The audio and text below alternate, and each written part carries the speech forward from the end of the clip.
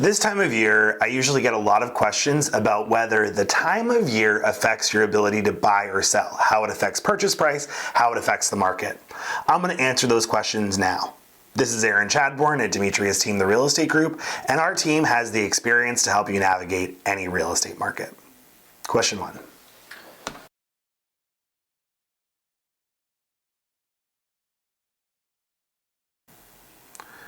It is true that Maine has a seasonal market, which means there's a lot more activity during the summer than we see during the winter. But that means that inventory levels tend to fall during the winter, and when they do, that means that there are usually more buyers than sellers. So if you're trying to time the market, thinking about when you're going to get the most money for your house, it's more important to look at how strong is the market and how many buyers are out there.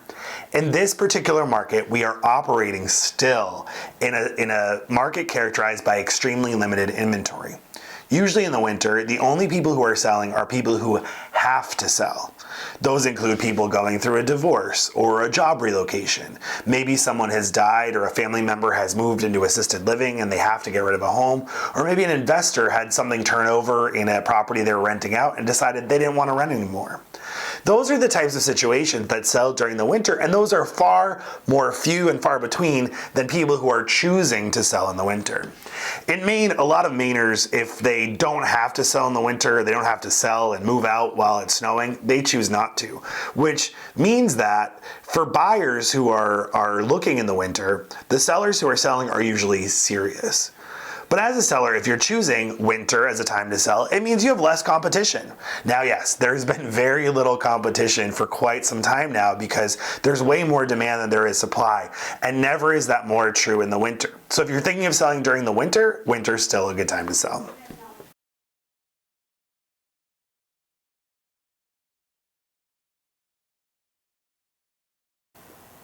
The number one most important thing is to make sure you never run out of fuel, right? You're gonna regret it. If you run out of fuel and your heating system doesn't work and you have frozen pipes and damage, that's gonna be way more painful to you than anything having to do with losing money and losing value on a full heating tank.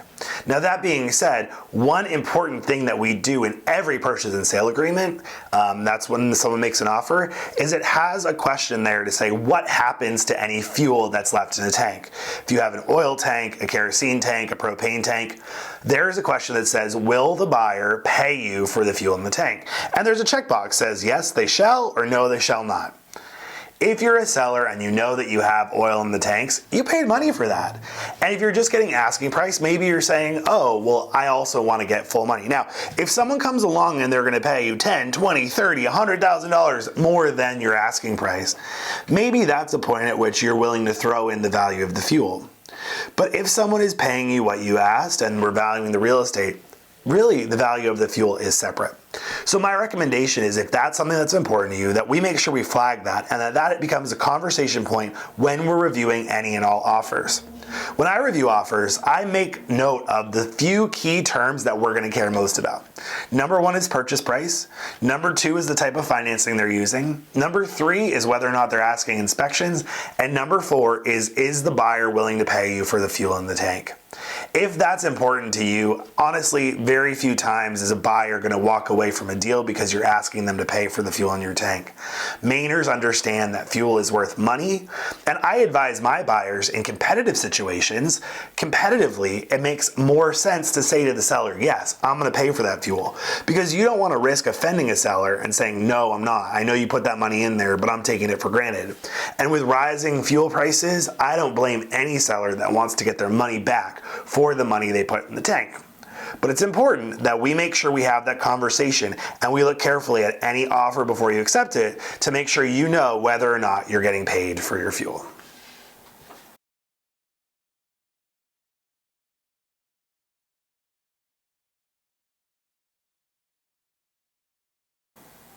The condition of a home in the winter may very well hide some things that we aren't able to see. And so we have to go on what we can find out from the seller and what we can learn.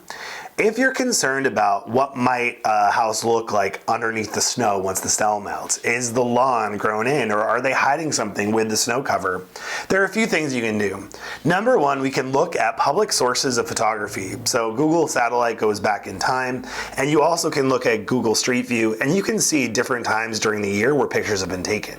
Are we sure that's what it looks like today? No, but we can get more information that way. Another thing we can do is we can talk to the neighbors. Oftentimes, if you're hanging out on a street in a neighborhood in Maine and you walk up and down the street, the neighbors come out to ask you what you're doing anyway. You can flip that around and ask them for information about what they've seen and try to verify some of that information. On systems like a pool or something else that's exterior that may not be in use, we want to make sure that we get the seller to put in writing what it is or what it looks like. And there are also some types of home warranties and other products available that can make sure that in case there's a breakage or something that happens later about the condition, then they might cover those types of items. But it's absolutely important to make sure that we're doing extra due diligence to figure out what does landscaping look like, what do the gardens look like. Ideally, we can find that out, but we should definitely make sure we're asking that. The burden becomes on the buyer and the buyer's agent, and we'll be your buyer's agent. Our team will be doing all the research and due diligence for you to figure out what is this place going to be like in the spring and in the summer, and is there something that I can't see? The other place that you want to look at that most significantly is the roof. And so we're going to be very interested in any signs inside the home, in the attic spaces, on the where the roof joins the wall, to see if there are any signs of leaks or moisture or anything else, because if there's snow on the ground, there might be snow on the roof, and that's going to be a big ticket item we want to check on.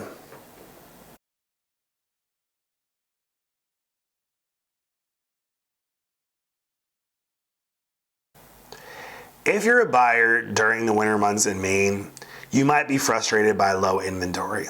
But by the same token, you might see a good opportunity come up. So spring and summer tend to be heated months. Heated up in terms of more inventory, heated up in terms of more buyers that are more active. So the fall might be a really good time to buy because there might be some people who are focused on back to school, that are focused on the holidays. This might be a good time for you to actually have less competition in the buying market. However, if you're able to wait until the spring, we might see more inventory. But if you're trying to wait for the right moment, interest rates might go up. So we might have more supply, but then we have higher interest rates. You should be looking all the time, and we should be constantly updating your strategy to know that we're not gonna miss the house that was right for you at the price that was right for you. In this particular market, I'm urging all of my buyers that sooner is a better time to buy than later because we know that interest rates are going up. But if you do wait until the spring, you will likely have more options to choose from, but you might also have more competition.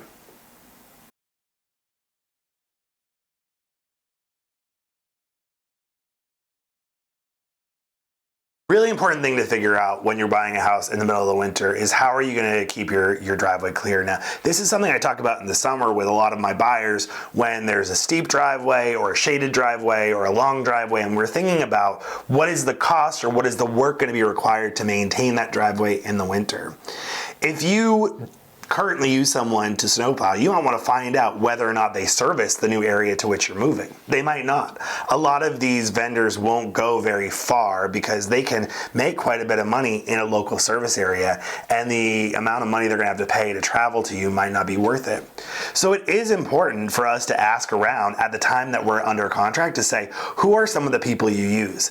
And that doesn't extend just to winter, by the way, although it is important for plowing and things like that. But there are other things for mowing, for raking, for pool maintenance. There are a lot of things. So it's important for us to be asking during the transaction for a list of vendors that the seller uses in order to do it.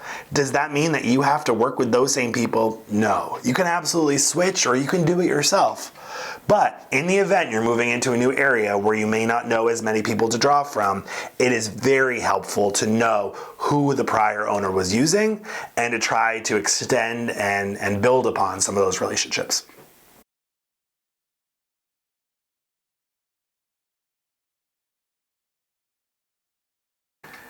Generally speaking, we look at the time a transaction takes from when it goes under contract to when it closes. That means if you're putting your house on the market, there's a period of time that you're marketing your house, soliciting offers, and then you accept an offer. As a buyer, there's a period of time when you're looking at homes, you're placing offers, and a seller accepts yours. From that moment of going under contract, it is typical, if there's a loan involved, for the closing to take somewhere between 30 to 60 days. Can it take longer than that? It depends on the lender. If you're paying cash, you have a lot of flexibility on what you can do as a buyer in terms of when you can close.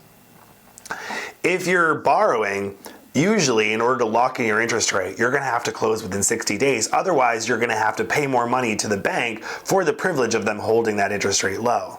Previously, when interest rates were falling, we didn't care so much about that. But with them going up, you've got to pay attention to how long that rate is good for. Are there agreements between buyers and sellers that will allow maybe, let's say, a seller to close on the property today and not have to move out for a period of time? That's called either renting back or technically seller possession after closing. I don't love that concept because I don't like it when you separate the idea of ownership from possession. When one party owns the property and the other one is living in it, right? Liability tends to shift. Now there are agreements, like a renter, right? You're basically turning into a renter where you have a lease in place and where there's insurances in place, and that can help make it better, but it's a little bit less clean of a deal. But if that's what you need for your situation, it's absolutely something that can be negotiated up to a point. Once again, we care a lot about a lender in this situation because in most loans for a home, a lender is going to require that the borrower, the buyer that's getting the loan to buy the house, takes up occupancy, and it depends on the loan, in about 30 to 60 days from when they close on that property. 60 days is usually fine. So if we're trying to stretch something out, is there a creative way to do it? On the one hand, you might take longer for the closing period, and on the second hand, you might take longer for the seller to get out. That might be a way to do it if you need to extend the timeline. And that, right there, I bought you 120 days. But would I recommend it? No. And here's why. Number one, I don't like to drag out the closing process. There's a lot that can go wrong if you slow things down. If you're a seller, you never know. There could be storms, there could be damage. Now all of a sudden you're taking on more risk during that period of time. And there are risks that maybe the buyer loses their job or something else changes for the person that you're under contract with. We want to take away that risk. And the way you do that is by having the period of time that you're under contract shorter. Second, interest rates are going up. And so in the event that something falls through with the financing and you have to re-lock it in the future, it's now going to be more expensive for that same loan. So I'm always of the opinion that you should keep closing timelines shorter and, if possible, not separate ownership from possession. But if you have a specific need, our team can help you creatively negotiate what you need to make it happen. But it does mean that you might narrow the pool of buyers or sellers you might be able to do a deal with.